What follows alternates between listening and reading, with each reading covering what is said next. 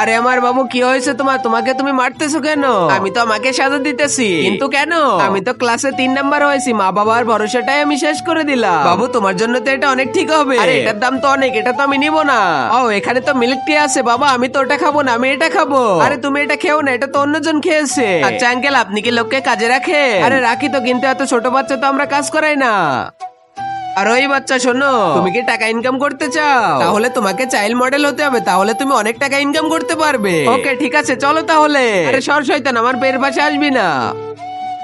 তুমি পাগল লাগে, ওই লোকটা তোমাকে কোথায় নিয়ে যাচ্ছিল তুমি কি জানো? আমি তো তোমাদের আর বিরক্ত করতে চাইনি, তাই তো কাজ খুঁজতেছিলাম। আর আমার উপরে তো অনেক টাকাই ঋণ। আরে বলো আমাকে কি হয়েছে? ওই দুইজন তো আপনারাই। এই কেকটার দাম তো আমার 1 মাসের মাইনের সমান। দেখো তোমার বাবা তোমার জন্য কত দামি কেক অর্ডার দিয়েছে, আর তোমার লেখাপড়ার জন্য তো এই ঘরটা আমরা ভাড়াই নিয়েছি। তুমি কি জানো তোমার উপরে আমরা লাখ টাকা খরচ করেছি? আর তুমি কি জানো টাকা কিভাবে আয় করতে হয়? এজন্য তো বাবা আমি তোমাকে বিরক্ত করতে চাইনি, তাই তো টাকা ইনকাম করার উপায় খুঁজতেছিলাম। আমাদের তুমি মাফ করে দাও, আমরা তো টাকা তোমার জন্য ইনকাম করতেছি। আর তোমার যদি কোনো জিনিসই লাগে তাহলে নির্ভয়ে আমার আর তোমার মাকে বলতে পারো। আর আগে মহান আল্লাহকে তুমি ভালোবাসলে লাইক এন্ড সাবস্ক্রাইব করে দাও। আর পার্ট 2 দেখতে চাইলে অবশ্যই কমেন্টে পার্ট 2 লিখো।